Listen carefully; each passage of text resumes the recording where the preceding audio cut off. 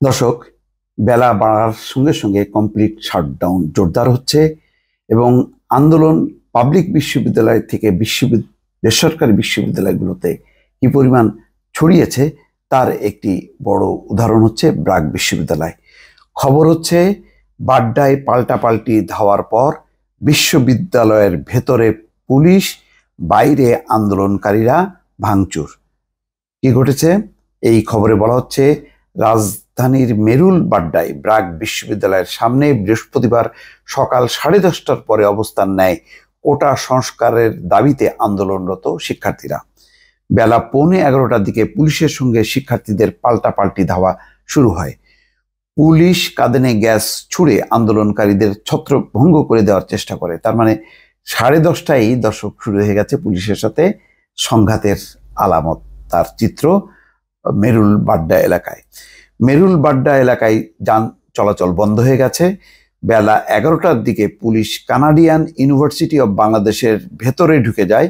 বাইরে আন্দোলনকারীরা অবস্থান নিয়েছে। সেখানে বেশ কয়েকটি দোকানপাট স্থাপনায় ভাঙচুর চালানো হচ্ছে। মিরপুর 10 নম্বর গোল চত্বরে অনেক পুলিশ দেখা গেছে। সেখানে পুলিশের সাজোয়া যান রাখা হয়েছে। মিরপুরের শেওড়াপাড়া থেকে 10 নম্বর গোল চত্বর পর্যন্ত বেশিরভাগ মার্কেট ও দোকানপাট বন্ধ রয়েছে। অন্যান্য দিনের তুলনায় যানবাহন ও লোক চলাচল খুবই কম। শিক্ষার্থীদের শান্তিপূর্ণ আন্দোলনে পুলিশ, বিজিবি, র্যাব ও সোয়াতের ন্যাক্কারজনক হামলা, খুনের প্রতিবাদ, খুনিদের বিচার, সন্ত্রাসমুক্ত ক্যাম্পাস নিশ্চিত করা এবং কোটা ব্যবস্থার যৌক্তিক সংস্কারের দাবিতে আজ কমপ্লিট শাটডাউন পালন করছে আন্দোলনকারী শিক্ষার্থীরা।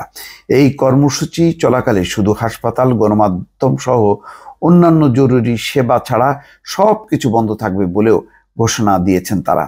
গতকাল বুধবার ছুটির দিনেও ঢাকা সহ সারা দেশের বিভিন্ন এলাকায় ছাত্র বিক্ষোভ, মহাসড়ক অবরোধ, গায়েবানা জানাজা, কফিন মিছিল এবং দফায় দফায় সংঘর্ষ ও পাল্টাপাল্টি ধাওয়ার ঘটনা ঘটে। রাতে শনির আখড়ার যে কাজলা থেকে সাইনবোর্ড এলাকা পর্যন্ত ব্যাপক বিক্ষুব্ধ হয়েছে এবং সেখানে অন্তত 20টি জায়গায় আগুন জ্বলতে দেখা গেছে। সড়কের বিভিন্ন জায়গায় গাছের গুঁড়ি এবং ইট ছড়িয়ে যান চলাচল বন্ধ করে দেওয়া হয়েছে। দর্শক, বুঝতে পারছেন যে সকাল 10:30টার খবর, যেখানে ব্র্যাক বিশ্ববিদ্যালয়ের শিক্ষার্থীদের সঙ্গে সংঘাত শুরু হয়েছে। তার মানে এমন কোনো পাবলিক বিশ্ববিদ্যালয় নেই, এমন কোনো বেসরকারি বিশ্ববিদ্যালয় নেই যারা কোটা সংস্কারের দাবিতে মাঠে নামেনি।